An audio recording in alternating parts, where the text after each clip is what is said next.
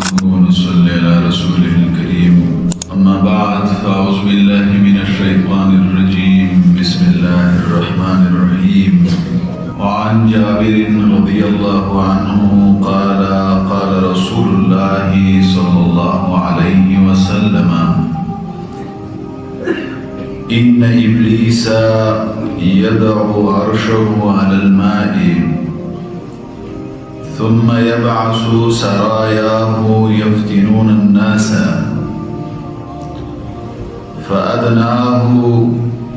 فأدناهم منه منزلة أعظمهم فتنة يجيء أحدهم فيقول فعلت كذا وكذا فيقول ما صنعت شيئا قال ثم يجيء أحدهم فيقول ما تركته حتى فرقت بينه وبين امرأته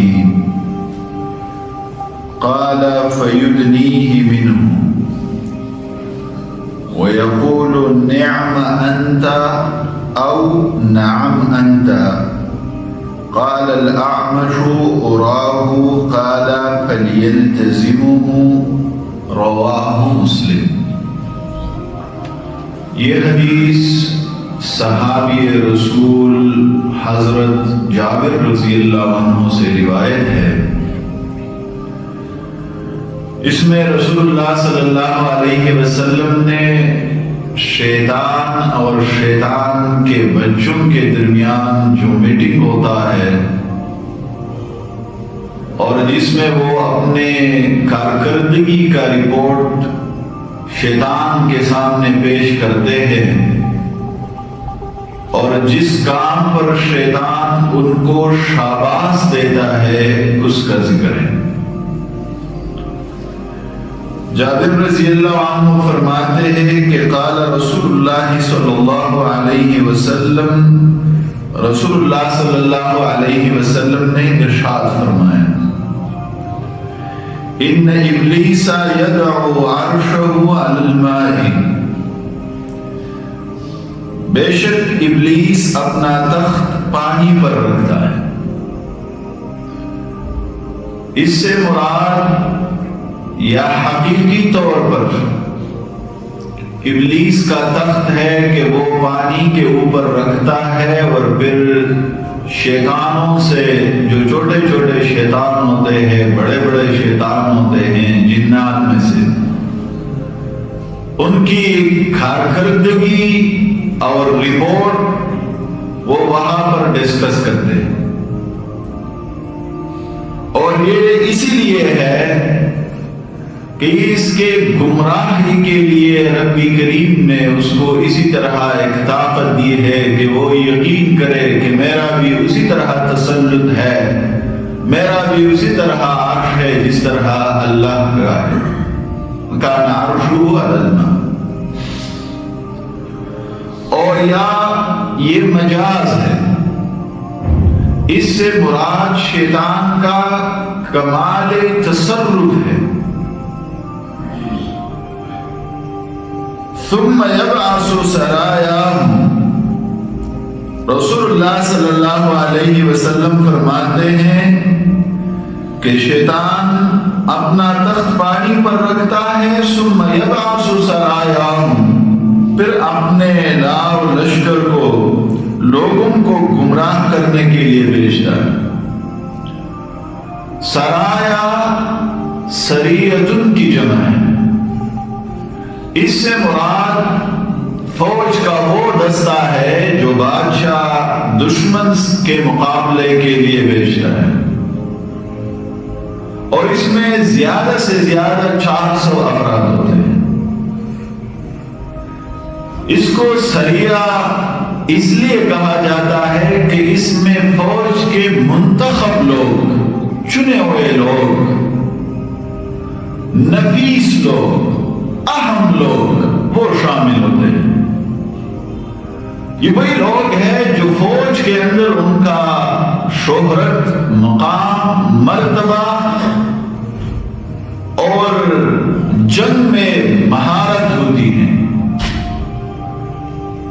یعنی جو کمانڈرز ہوتے ہیں، کمانڈو ہوتے ہیں، گریلا وار کے ماہرین ہوتے ہیں، وہ اس میں شامل ہوتے ہیں۔ تو شیطان بھی انسان کے گمراہی کے لیے، انسانوں کو راہ راست سے اور اللہ کے دین سے دور کرنے کے لیے اسی طرح اپنے فوج کے دستے وہ بھیجتے ہیں۔ یفتنون الناس،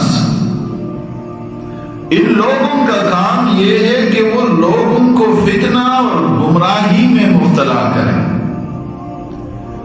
فَأَدْنَاهُمْ مِنْهُمْ مَنْزِلَةً أَعْظَمُهُمْ فِتْنَةً، ان میں سے شیطان کے نزدیک تر وہ ہوتا ہے، یعنی جو شیطان کے بہت قریب ہوتا ہے، جس کا فتنہ بہت بڑا ہو۔ یجیء احدہم، ان میں سے ایک آتا ہے، فیقول، اور شیطان کے سامنے اپنا رپورٹ پیش کرتا ہے، فعلت کذا و کذا، کہ آج میں نے اس طرح کیا۔ کوئی نماز کے لیے جا رہا تھا تو میں نے روکا اور بازار کی طرف اس کا منہ موڑ دیا۔ کوئی بستر سے اٹھنے کی کوشش کر رہا تھا نماز کے لیے، نماز فجر کے لیے جانے کی نیت کر رہا تھا، میں نے سردی اور موسم کی خرابی اور نیند پورا کرنے کی وسوسے دل میں ڈالی اور اس کو نماز سے روکا۔ فیقول ما صنعت شیئا، ابلیس کہتا ہے کہ تم نے کچھ بھی نہیں کیا۔ قال، رسول اللہ صلی اللہ علیہ وسلم فرماتے ہیں، ثم یجیء احدہم، پھر ایک اور شیطان آتا ہے اور کہتا، فیقول، اور کہتا ہے، ما ترکتہ حتی فرقت بینہ وبین امرأتہ، وہ اپنی کارگزاری اور کارکردگی کا رپورٹ اس طرح دیتا ہے کہ میں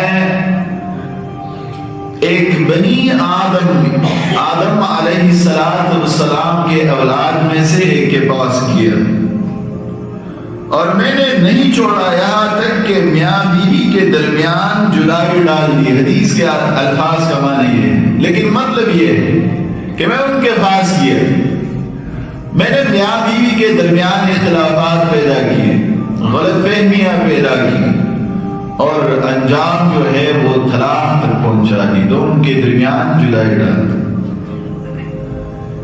قال، رسول اللہ صلی اللہ علیہ وسلم فرماتے ہیں، فَيُدْنِيهِ مِنْهُ، تو شیطان ابلیس اس بچے کو، اس شیطان کو اپنے قریب کر لیتا ہے۔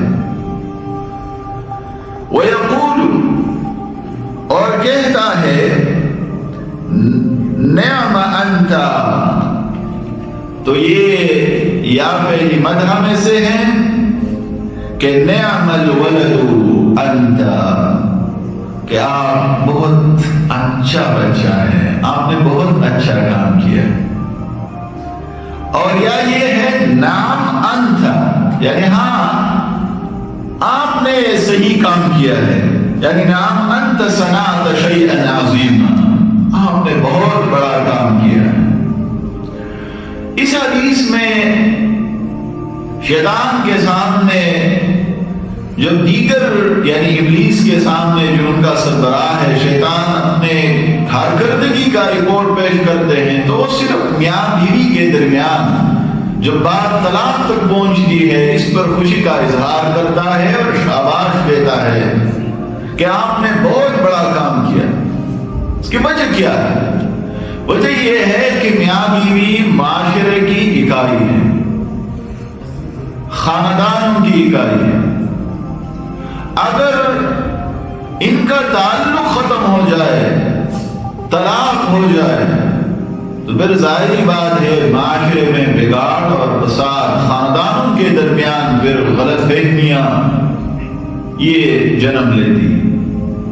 بہت سے ایسے لوگ ہیں کہ وہ آپس میں شیر و شکر ہوتے ہیں، لیکن اگر رشتہ ہو جائے اور رشتے کے بعد اسی طرح شیطان کے وسوسوں اور غلط فہمیوں کی وجہ سے بات طلاق تک پہنچ جائے تو پھر وہ ایک دوسرے کا چہرہ اور ایک دوسرے کا منہ دیکھنا گوارا نہیں کرتے۔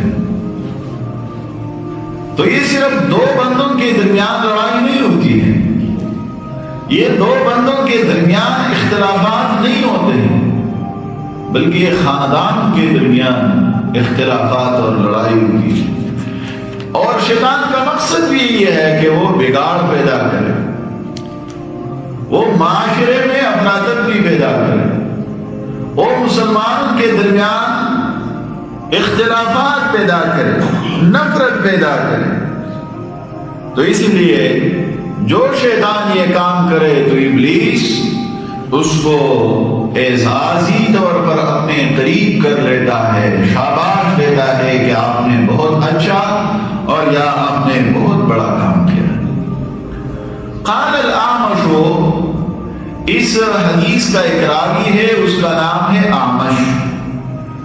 اعمش فرماتے ہیں اراہ کہ میرا خیال یہ ہے کہ رسول اللہ صلی اللہ علیہ وسلم نے فیدنیہ کے جگہ فیلتزمہ کے الفاظ فرمائے تھے، لیکن اعمش جو یہ کہہ رہے ہیں تو یہاں وہ اپنے استاد اپنے شیخ کے بارے میں کہہ رہے ہیں کہ میرے شیخ جو ابو سفیان ہے اور جابر رضی اللہ عنہ کے شاگرد رشید ہے، اس نے مجھے فیدنیہ کی جگہ فیلزمہ کے الفاظ کہے تھے۔ بہرحال دونوں کا مطلب اور معنی وہ ایک ہے۔ وعنہ اور جابر رضی اللہ عنہ سے یہ حدیث میں روایت ہے، قال قال رسول اللہ صلی اللہ علیہ وسلم، کہ رسول اللہ صلی اللہ علیہ وسلم نے ارشاد فرمایا، قد ایس من ان یعبدہ المصلون فی جزیرۃ العرب ولكن فی التحریش بینہم، رواہ مسلم۔ یہ حدیث جزیرہ عرب میں اور جزیرہ عرب سے شیطان کی مایوسی کے بارے میں رسول اللہ صلی اللہ علیہ وسلم فرماتے ہیں کہ قد ایس ان الشیطان قد ایس من ان یعبدہ المصلون فی جزیرۃ العرب، کہ شیطان مایوس ہو چکا ہے اس بات سے کہ جزیرہ عرب میں نمازی اس کی بندگی کرے، لیکن ولیکن فی التحریش بینہم، لیکن لوگوں کے آپس میں لڑانے سے نا امید اور مایوس نہیں ہوا ہے۔ حدیث کا مطلب کیا ہے؟ حدیث کا مطلب یہ ہے کہ جزیرہ عرب میں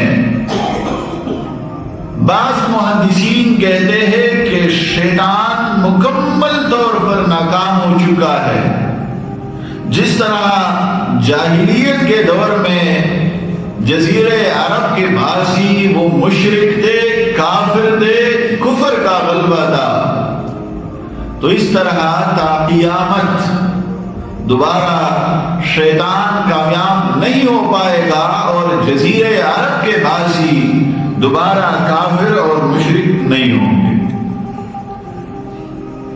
اور بعض محدثین کا خیال یہ ہے کہ اس سے مراد بت پرستی ہے،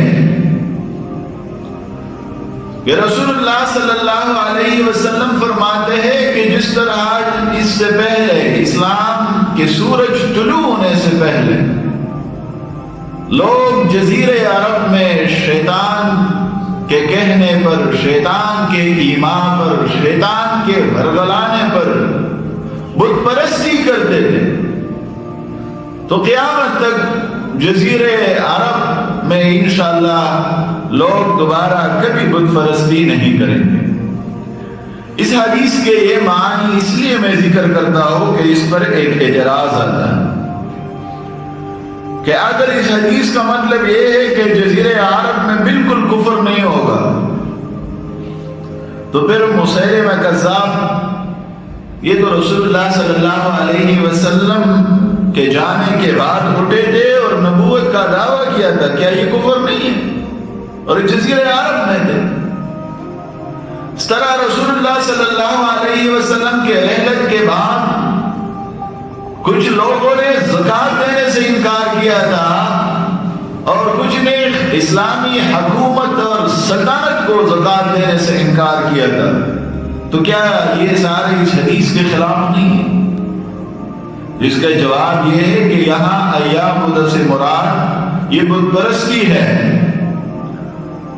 اس سے مراد کفر نہیں ہے، صرف بت پرستی ہے. اور یا اس حدیث کا مطلب یہ ہے کہ پورے کا پورا عرب جس طرح پہلے گمراہ تھا، جس طرح وہ پہلے کافر تھے، تو یہ دوبارہ ایسے نہیں ہو سکتے ہیں. یہاں اللہ کا نام لینے والے ہر دور میں ہوں گے. جزیرہ عرب سے مراد کیا ہے؟ تو اس حوالے سے محدثین لکھتے ہیں، خاص کر امام مالک ابن انس رحمۃ اللہ علیہ، کہ اس حدیث میں جزیرہ عرب سے مراد مکہ مکرمہ، مدینہ طیبہ اور یمن ہے. یہ تین علاقے ایسے ہیں کہ یہاں پر شیطان دوبارہ کامیاب نہیں ہوگا. یہ امام مالک رحمۃ اللہ علیہ کی رائے ہے. بعض محدثین کا خیال یہ ہے کہ نہیں، اس سے مراد صرف مکہ اور مدینہ ہے، حرمین ہے. لیکن ان کی رائے احتیاط پر مبنی ہو سکتی ہے، لیکن حقیقت میں جزیرہ عرب کی جو تفسیر اور تشریح ماہرین محدثین نے ذکر کیا ہے تو اس میں صرف مکہ اور مدینہ شامل نہیں ہے بلکہ یمن بھی شامل ہے، کیونکہ یمن کے بارے میں بہت سے ایسے احادیث ہیں. رسول اللہ صلی اللہ علیہ وسلم نے یمن اور اہل یمن کی اس میں صفت فرمائی، الایمان یمانی، کہ ایمان یہ یمنی ہے. اس کا مطلب یہ ہے کہ اہل ایمان، مضبوط عقیدہ رکھنے والے لوگ یہ یمن کے اندر ہوں گے. تو اس لیے اس میں یمن یہ بھی شامل ہے. اس حدیث کے آخر میں رسول اللہ صلی اللہ علیہ وسلم نے فرمایا کہ شیطان کفر سے اور بت پرستی سے جزیرہ عرب میں مایوس ہو چکا ہے. دوبارہ اہل عرب جو ہے وہ بت پرستی نہیں کریں گے اور من جملہ جو ہے کفر کا ارتکاب بھی نہیں کریں گے. لیکن تحریش یعنی ایک دوسرے کے خلاف اکسانا اور غلانا، خانہ جنگی، قتل و غارت، خصومت، اس سے شیطان مایوس نہیں ہوا ہے. یعنی یہ عربوں کے اندر موجود ہوں گے. اور یہ ظاہری بات ہے، ایک دو انسان آپس میں کیوں لڑیں گے؟ تو یہ شیطان ہی ہے کہ وہ ایک کو دوسرے کے خلاف اکساتا ہے اور غلاتا ہے. باپ کو بیٹے کے خلاف، بیٹے کو باپ کے خلاف، میاں کو بیوی کے خلاف، بیوی کو میاں کے خلاف، دوست کو دوست کے خلاف، بھائی کو بھائی کے خلاف، ہمسایہ کو ہمسایہ کے خلاف، رعایا کو حکمران کے خلاف، حکمران کو رعایا کے خلاف، اس طرح استعمال کرتے. یہ شیطان کا کام. تو جزیرہ عرب میں شیطان اس سے مایوس نہیں ہوا ہے اور یہ چیزیں ہوں گے.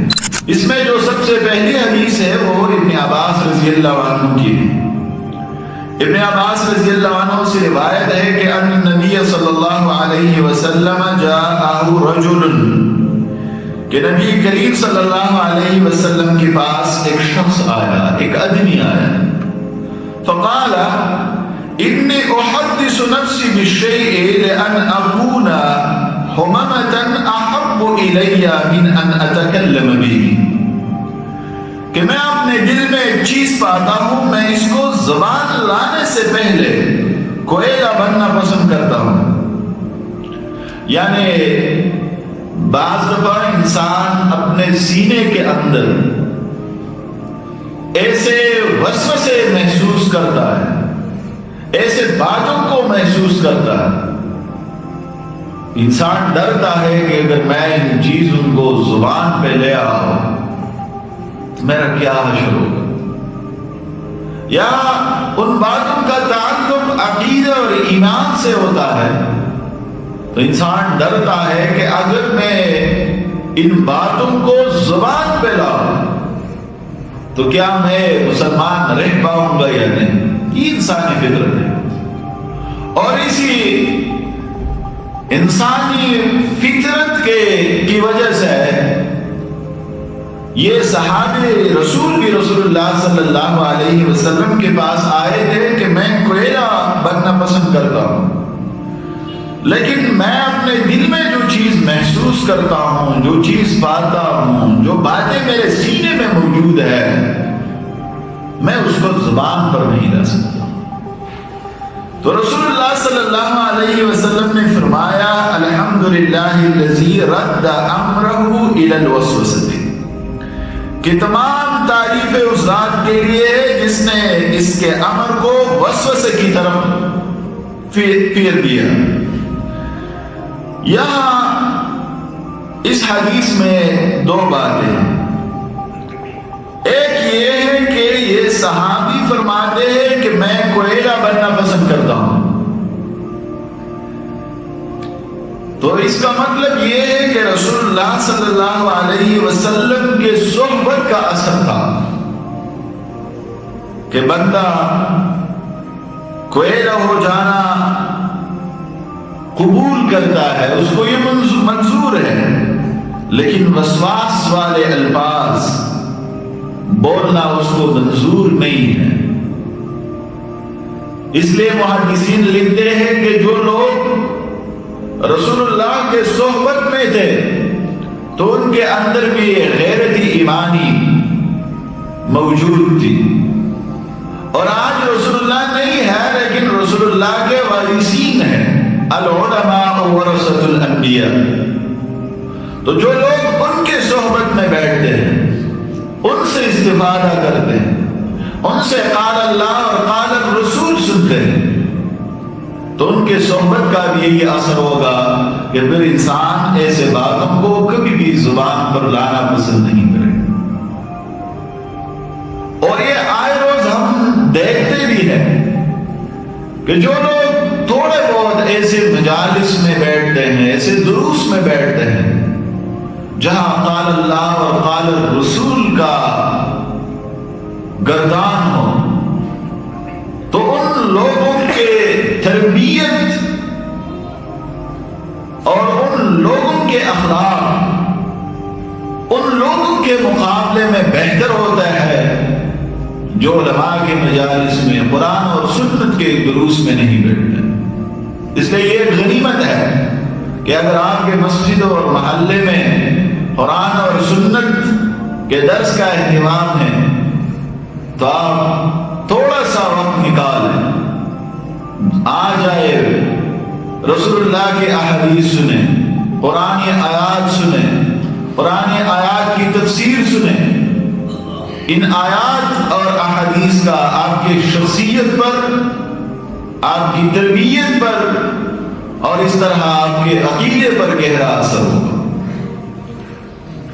کیونکہ جو لوگ ایسے مجالس میں نہیں بیٹھتے ہیں تو پھر برملا کہتے ہیں، وہ بالکل آرام محسوس نہیں کرتے، پھر وہ اپنے ان گمراہ کن عقائد پر فخر کرتے ہیں، سوالات اٹھاتے ہیں، دوسرے لوگوں کو بھی گمراہ کرنے کی کوشش کرتے ہیں۔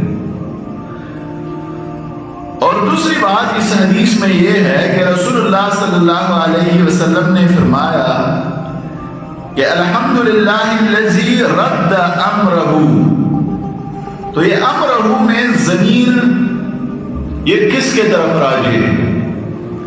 اس میں دو احتمال ہیں۔ ایک یہ ہے کہ امرہ میں ہو ضمیر کا مرجع شیطان ہے، پھر اس حدیث کا مطلب یہ ہوگا کہ پہلے شیطان صراحتاً کفر و گناہ کی دعوت دیتا تھا، لیکن اب اللہ کا شکر ہے اب صرف اس کی جگہ وہ وسوسے ڈالتا ہے لیکن صراحتاً کفر اور گناہ کی دعوت نہیں دے سکتا. اور یا ہو کا ضمیر یہ رجل جاءہ رجل جو حدیث کے آغاز میں گزرا اس کی طرف راجی ہے. تو میرا حدیث کا مطلب یہ ہوگا کہ اس آدمی کا معاملہ صرف وسواس تک پہنچا ہے اور اس پر اللہ تعالیٰ کا شکر ہے، حمد ہے. قول اور عمل تک نہیں پہنچا ہے، یعنی اس شخص کے سینے میں موجود ہے یہ وسوسہ، لیکن اس وسوسے کو وہ زبان پہ نہیں لے آیا، اس وسوسے پر عمل نہیں کیا ہے. تو رسول اللہ نے اس پر اللہ کا شکر ادا کیا، کیونکہ اگر وہ قول کرتے، زبان پر لے آتے، عمل کرتے تو پھر اس کی معافی نہیں تھی. لیکن اب اگر وہ قول نہیں کر چکے ہیں، عمل نہیں کر چکے ہیں، تو اب وہ معاف ہے، کیونکہ وسوسہ معاف ہے، یہ شیطان کی طرف سے ہے جب تک انسان اس پر عمل نہ کرے. وعن ابن مسعود رضی اللہ عنہ قال قال رسول اللہ صلی اللہ علیہ وسلم، رسول اللہ صلی اللہ علیہ وسلم فرماتے ہیں ان للشیطان لمۃ بابن آدم وللملک لمۃ.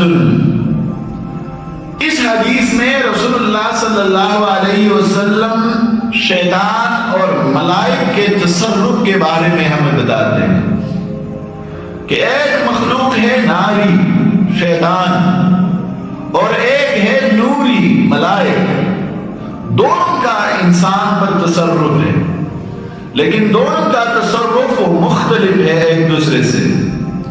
تو وہ تصرف اس کے بارے میں رسول اللہ صلی اللہ علیہ وسلم ہمیں بتاتے ہیں کہ فَأَمَّا لَمَّةُ الشَّيْطَانِ فَإِعَادٌ بِالشَّرِّ وَتَكْذِيبٌ بِالْحَقِّ، کہ شیطان کا تصرف برائی کا وعدہ دینا اور حق کو جھٹلانا ہے. یعنی شیطان کا کام یہ ہے کہ وہ آپ کو برائی کی طرف دعوت دے گا، وہ آپ کو گناہ کی طرف دعوت دے گا. وہ اگر حق بات ہے تو حق بات کو جھٹلانے پر آپ کو کنونس کرے گا، نیکی سے آپ کو روکے گا. قرآن کریم میں ذکر نہیں ہے کہ جب آپ خرچ کرتے ہیں یہی شیطان ہے آپ کے پاس آتا ہے کہ آپ خرچ کیوں کرتے ہیں، کیوں فقیر کو، مسکین کو، بیوہ کو، یتیم کو آپ پیسے دیتے ہیں، آپ کے اپنے بچے بھی ہیں، وہ کیا کریں گے؟ آپ زکوٰۃ دیتے ہیں تو آپ کو کہتے ہیں زکوٰۃ آپ تو پیسے بھی خرچ کرتے ہیں، اس کے بعد پیسے کی کہاں ہے، چھوڑ دیں، آپ کا بینک بیلنس ختم ہو جائے گا. آپ کو گاڑی لینی ہے، گھر بنانے کا پلان آپ نے بنایا ہے، بیٹے اور بیٹی کی شادی کرنی ہے اور ان پر خرچہ کرے تو یہ زکوٰۃ ہے، سب کچھ ہے. تو یہ شیطان ہے کہ وہ آپ کو اس طرف دعوت دیتا ہے. اما لمۃ الملک فإعاد بالخير وتصديق بالحق، فرشتے کا تصرف وہ نیکی کا وعدہ دینا اور حق کی تصدیق کرنا ہے. یہ جو اس سے پہلے درس میں ہم پڑھ چکے تھے کہ شیطان کی طرف سے جو ہوتا ہے اس کو وسوسہ کہا جاتا ہے، اور فرشتے کی طرف سے جب ایسے باتیں انسان کے سینے میں، انسان کے دل میں اور دماغ میں ڈالی جاتی ہے اس کو الہام کہا جاتا ہے. تو یہ وہ الہام ہے کہ وہ خیر کی طرف آپ کو دعوت دیتا ہے. آپ دوست ہمارے استاد تھے، وہ ہمیں اکثر کہتے تھے آپ دوستوں کے ساتھ مشغول ہیں، گپ شپ کرتے ہیں، کھیل میں مصروف ہے، واک کرتے ہیں، نماز کا ٹائم ہے اور آپ اور دوستوں کو بھی دعوت دیں، اگر وہ آتے یا نہیں لیکن آپ خود مسجد کی طرف چل دوڑیں. بھائی نماز کا وقت ہے، میں نماز کے بعد کہہ لوں گا، میں نماز کے بعد آپ سے ملوں گا. تو رسول اللہ صلی اللہ علیہ وسلم فرماتے ہیں فمن وجد ذالک، کہ جو شخص اس کو پائے، یعنی اس کے سینے میں ایسے خیالات آئے جو نیکی کی طرف دعوت، جس میں حق کی تصدیق ہو، فَلْيَعْلَمْ أَنَّهُ مِنَ اللَّهِ، تو وہ جانے کہ یہ اللہ کی طرف سے، اور یہ الہام ہے. الہام کیا ہے؟ القاء الخیر ہے، کہ آپ کے دل میں، آپ کے دماغ میں اللہ تعالیٰ خیر کی بات ڈال دے. فَلْيَحْمَدِ اللَّهِ، اور وہ شخص کو چاہیے کہ وہ اللہ کی تعریف بیان کرے کہ الحمدللہ، اس پر اللہ کا لاکھ لاکھ شکر ہے، میں اکیلا نہیں تھا، دوسرے بھی ساتھی میرے ساتھ تھے، لیکن مجھے نماز کی توفیق دی، مجھے قرآن کی تلاوت کی توفیق دی، مجھے روزہ رکھنے کی توفیق دی، مجھے نیک کام کرنے کی توفیق دی، کسی کے ساتھ تعاون کرنے کی توفیق دی، تو اس پر اس کو الحمدللہ کہنا چاہیے. وَمَنْ وَجَدَ الْأُخْرَى، اور جس نے یہ دوسرا جو شیطان کی طرف سے ہے کہ اس کو گناہ کی طرف دعوت ملی، تو اس شخص کو چاہیے فَلْيَتَعَوَّذْ بِاللَّهِ مِنَ الشَّيْطَانِ الرَّجِيمِ، کہ وہ شیطانی مردود سے پناہ مانگے. اعوذ باللہ من الشیطان الرجیم. ثم قرأ الشیطان یعدکم الفقر ویأمرکم بالفحشاء. پھر رسول اللہ صلی اللہ علیہ وسلم نے یہ آیات تلاوت فرمائی کہ شیطان تم کو فقر و فاقہ سے ڈراتا ہے اور بے حیائی کا حکم دیتا ہے. یہ شیطان کا کام. وعن ابی ہریرہ رضی اللہ عنہ، ابو ہریرہ رضی اللہ عنہ سے روایت ہے ان رسول اللہ صلی اللہ علیہ وسلم، اور وہ رسول اللہ صلی اللہ علیہ وسلم سے روایت کرتے ہیں کہ رسول اللہ نے فرمایا لا یزال الناس یتساءلون، کہ لوگ ایک دوسرے سے سوال کرتے رہیں گے حتی یقال ھذا خلق اللہ الخلق فمن خلق اللہ، کہ یہ مخلوق اللہ نے پیدا کی، بس اللہ کو کس نے پیدا کیا. اس حدیث کے بارے میں ہم پہلے بات کر چکے کہ اس میں 3 احتمالات ہیں. ایک یہ ہے کہ شیطان اور انسان یہ آپس میں گفتگو کرتے ہیں کہ اب دیکھیں یہ پہاڑ کس نے پیدا کیا، انسان کو کس نے پیدا کیا، کائنات کو کس نے بنایا. انسان کا ایک ہی جواب ہوتے ہیں اللہ اللہ. آخر میں شیطان انسان سے پوچھتے ہیں یہ بتا اللہ کو کس نے پیدا کیا. اور یا انسان کا یہ اپنے نفس کے ساتھ مکالمہ ہوتا ہے، یار اس چیز کو اللہ نے پیدا کیا، اس چیز کو اللہ نے پیدا کیا، تو اللہ کو کس نے پیدا کیا.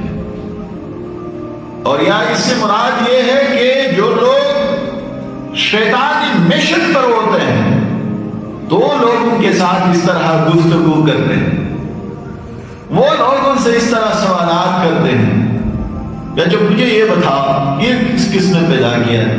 آپ کہتے ہیں اللہ نے پیدا کیا. اچھا اس کو کس نے پیدا؟ اللہ نے. تو مجھے یہ بتا اللہ کو کس نے پیدا کیا. تو میں نے کہا اس کا جواب یہ ہے کہ آپ کا سوال ہی غلط ہے. جب آپ نے کہا کہ اللہ کو کس نے پیدا کیا تو یہ اللہ کے لفظ سے آپ کا سوال ختم ہو گیا، کیونکہ اللہ تو وہی ہے جس کو کسی نے پیدا نہیں کیا. کیونکہ اگر کسی کو کوئی پیدا کرے تو وہ اللہ کیسے ہو سکتا ہے؟ وہ تو مخلوق ہے. ہم تو خالق کی بات کرتے ہیں. تو یہاں یہ کوشچن رائز کرتے ہیں کہ اس چیز کا خالق کون ہے؟ تو جو پیدا ہوا ہے وہ تو مخلوق ہے، وہ خالق ہے نہیں. تو آپ کا یہ سوال صرف سے غلط ہے. رسول اللہ صلی اللہ علیہ وسلم فرماتے ہیں فَإِذَا قَالُوا ذَلِكَ، جس وقت یہ کہا جائے فقولوا اللہ احد اللہ الصمد لم یلد ولم یولد ولم یکن له کفوا احد۔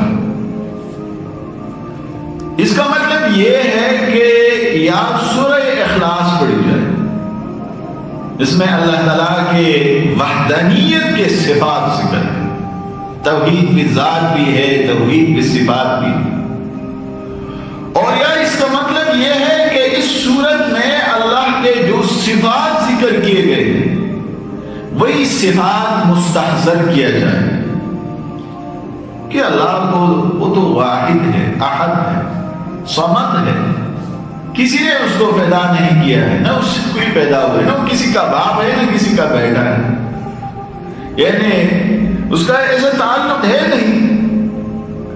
اور پھر رسول اللہ صلی اللہ علیہ وسلم نے ایک اور علاج بھی بتایا، ایک یہ اور دوسرا علاج، ثم لیدفل عن یسارہ ثلاثا، پھر 3 بار اپنے بائیں طرف توک دے۔ بائیں طرف تھوکنا جو ہے ایسے وسوسوں کے بعد یہ بھی سنت ہے، اور اس سے بھی وسوسے ختم ہو جاتے ہیں۔ وَلْيَسْتَعِذْ بِاللَّهِ مِنَ الشَّيْطَانِ الرَّجِيمِ، اور تیسرا یہ کہ شیطانی مردود سے اللہ کی پناہ، یعنی جس کے دل میں ایسے خیالات آ جائیں یا کوئی اس کو اسی طرف لے جانے کی کوشش کرے تو ان وسوسوں سے، ایسے خیالات اور افکار سے نجات کے لیے رسول اللہ صلی اللہ علیہ وسلم نے جو علاج، دوائی اور میڈیسن ہمیں بتائے ہیں وہ یہ ہے کہ سورہ اخلاص پڑھے، یا سورہ اخلاص کے اندر اللہ کے جو صفات ذکر کیے گئے ہیں ان صفات کو مستحضر کرے۔ 2 بائیں طرف توکنا، اور تیسرا یہ ہے کہ اعوذ باللہ پڑھنا، شیطان سے پناہ مانگنا۔ رواہ ابو داؤد، یہ حدیث امام ابو داؤد نے ذکر کیا ہے، لیکن صاحب مشکات فرماتے ہیں وَسَنَذْكُرُ حَدِيثَ عَمْرُ بْنِ الْأَحْوَصِ فِي بَابِ خُطْبَةِ يَوْمِ النَّحْرِ انشاءاللہ۔ وہ کہہ رہے ہیں کہ اس کے بارے میں ایک اور حدیث ہے جو عمرو بن الاحوص ہے، اس کا بھی تھوڑا بہت تعلق ہے، تو وہ ہم باب خطبۃ یوم النحر کے بارے میں وہاں اس باب میں ہم ذکر کریں گے انشاءاللہ۔ وآخر دعوانا